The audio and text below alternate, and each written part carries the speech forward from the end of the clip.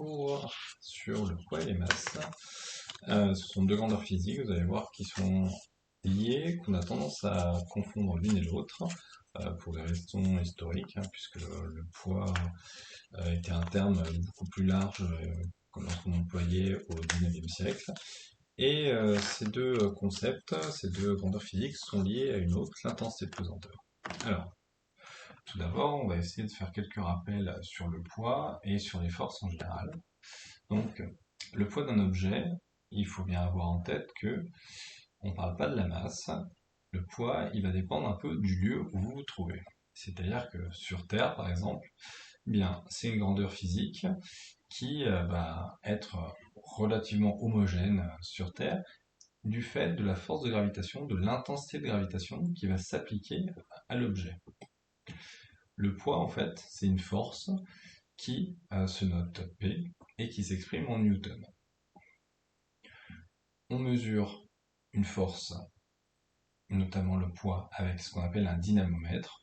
C'est une espèce de ressort qui va permettre d'évaluer justement la force exercée par un objet. Donc soit on tire dessus, soit c'est la gravité qui va être responsable de l'extension du ressort. Ça va dépendre un peu des contextes.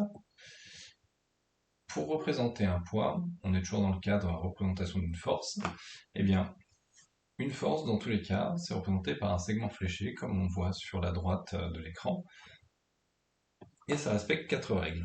Tout d'abord, il faut un point d'application, c'est-à-dire qu'on ne peut pas mettre le vecteur n'importe où, on va devoir le mettre de là où, on va dire, la force s'exerce. Lorsqu'on parle d'un objet comme, enfin n'importe quel, le poids qui est représenté ici, une voiture ou vous-même, généralement on va désigner comme étant le centre de gravité, comment dire, le centre de l'objet quand celui-ci est composé de matériaux à peu près homogènes. C'est-à-dire qu'on n'a pas 50 types de matériaux de densité ou de masse volumique différentes. On est sur quelque chose de très homogène, genre une pomme. Une pomme, vous allez pouvoir dire que c'est à peu près au milieu d'une pseudosphère qu'elle forme. Une fois que vous avez défini le centre de gravité, il va falloir définir la direction. C'est ce qu'on appelle la droite de support du segment. Dans le cas du poids, elle est tout le temps verticale. Donc c'est la droite, si vous voulez, sans la pointe fléchée. Et ensuite le sens. Le sens, dans le cas du poids, ça sera toujours orienté vers le centre de la Terre. Et là, c'est l'orientation, c'est-à-dire c'est la pointe de la flèche qui indique le sens. Et enfin, on va parler de l'intensité.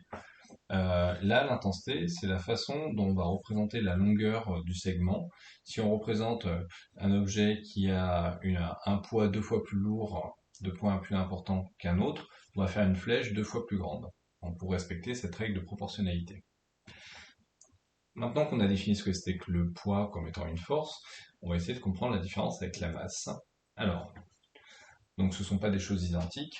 Déjà, le poids, on a dit que ça se mesurait avec un dynamomètre, et la masse, ça va se mesurer avec une balance. Et ce qui est intéressant, c'est que déjà, c'est une grandeur physique qui ne va pas s'exprimer en newton, mais en grammes ou en kilogrammes, et ça se rapporte à une quantité de matière. C'est-à-dire que là où le poids, c'était très spécifique de l'endroit où on était, la masse, elle va être, universelle, enfin, elle va être invariable plutôt. C'est-à-dire que si je prends un lingot de fer, que je le mets sur Terre, sur Mars, sur la Lune, sa quantité de matière va pas changer, donc sa masse va rester identique. Le gramme, lui, il a été défini durant la Révolution française comme étant la quantité de matière contenue dans un cube d'eau d'un centimètre de côté. Et le lien qui existe entre poids et masse, eh bien, c'est si on regarde le petit graphique qui est à droite, on voit qu'il y a un lien évident déjà, s'il y en a qui en doutent. Le poids est proportionnel à la masse, c'est-à-dire que si je double ma masse pour un objet donné, je vais doubler le poids et réciproquement.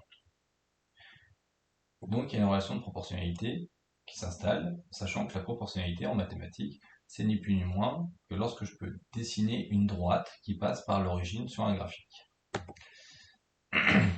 Ce qui relie la masse et le poids, sinon ce serait la même chose, eh bien c'est ce que j'ai appelé l'intensité de pesanteur, c'est vulgairement ce qu'on appelle la gravité, qu'on note petit g, qui n'est pas le gramme, Donc il ne faut pas confondre la grandeur physique g et l'unité, le gramme, qu'on va noter petit g également. Donc cette gravité, elle va changer d'un lieu à un autre. Et petit g s'exprime en newton par kilogramme. La formule pour calculer le poids, c'est P égale M fois G. Donc on voit bien le lien de proportionnalité, il y a une multiplication. Donc le poids est également proportionnel à l'intensité de pesanteur. Et le petit triangle qu'on a déjà évoqué en cours, donc s'il y en a qui ont des soucis avec ça, je le répéterai. L'intensité de pesanteur, du coup, est-ce qu'elle est universelle? Bah non. En fait, non seulement vous avez des grosses disparités d'un astre à l'autre, c'est-à-dire sur Terre, la Lune ou sur Mars, déjà vous avez des grandes différences. Ensuite, sur Terre, ben, on se rend compte que si on est situé au pôle, à l'équateur ou à Paris, eh bien on n'a pas la même valeur. Pour ce qui est d'altitude, est-ce qu'on est pareil en termes d'intensité de pesanteur au Mont Blanc ou au niveau de la mer? En fait, c'est différent.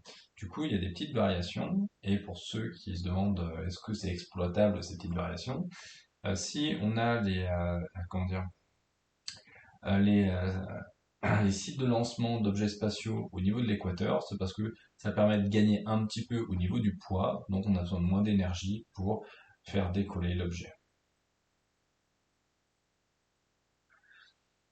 Ici, vous avez une illustration justement de l'effet du poids sur un objet quelconque lorsqu'on est sur Terre, et la même chose sur la Lune. On voit bien que l'intensité du vecteur est moins forte sur la Lune que sur Terre. Comme la masse n'a pas changé, c'est bien l'intensité de pesanteur qui est responsable de cela. La valeur moyenne pour la Terre, on retient intensité de pesanteur, c'est 9,8 newtons par kilogramme.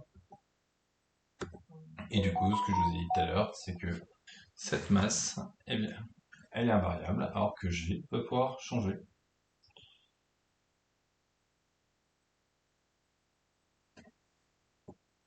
Ensuite, le dernier point qui peut paraître un tout petit peu déconnecté, mais qui en fait est assez important, c'est la notion de révolution scientifique, notamment galiléenne et newtonienne, par rapport à ces deux concepts-là. Alors, tout d'abord, la question que j'aime bien poser, c'est si je lâche deux objets d'aspect identique, genre deux sphères en fer, et qu'il y en a une qui est pleine de billes de fer et pas l'autre, elles vont avoir des masses différentes. Et si je les lâche en haut de la tour de Pise l'une et l'autre en même temps, qu'est-ce qui se passe? Eh bien, elles arrivent en même temps au sol. Et ça, c'est Galilée qui l'a démontré. Et en fait, ce que ça signifie, ça, c'est que la chute d'un corps, eh bien, elle n'est pas dépendante de sa masse. C'est-à-dire que la vitesse à laquelle il va tomber et l'accélération qu'il va subir, eh bien, c'est pas dépendant de la masse. On peut s'en convaincre également, si vous prenez deux feuilles de papier identiques, vous en mettez une en boule, l'autre vous la laissez plane, vous lâchez les deux, vous allez voir, ça tombe pas à la même vitesse. Donc on peut dire ouais, mais il n'y a pas que la masse, mais dans tous les cas, vous avez un exemple où bah, la masse, a priori, c'est au minimum pas l'élément majeur.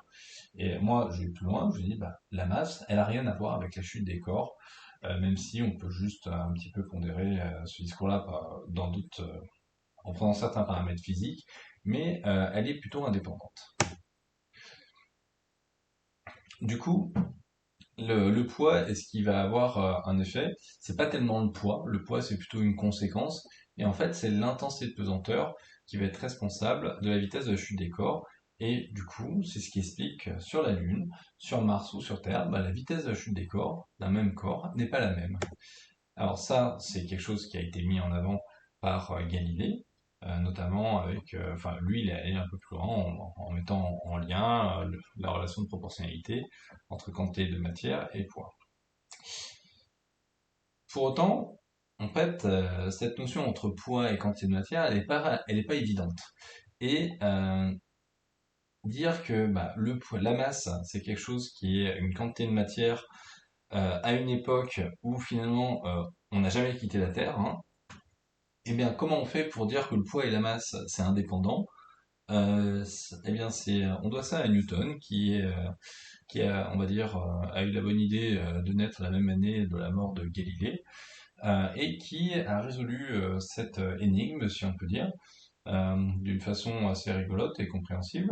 il a pris un dynamomètre et il s'est rendu compte que si on suspendait un objet à un dynamomètre et qu'on le laissait plonger dans l'eau, eh bien la valeur indiquée sur le dynamomètre, eh bien elle changeait.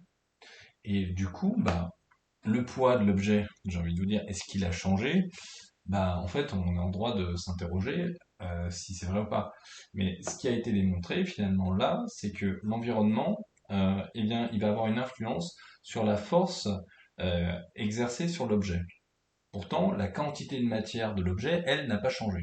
Alors que vous voyez que finalement, la notion de flottabilité et de gravité, ici, intuitivement, on voit qu'il y a un truc, si la gravité, cette intensité de pesanteur s'appliquait quel que soit le milieu, de façon homogène, etc., eh bien, il y aurait pas, enfin, la valeur serait identique.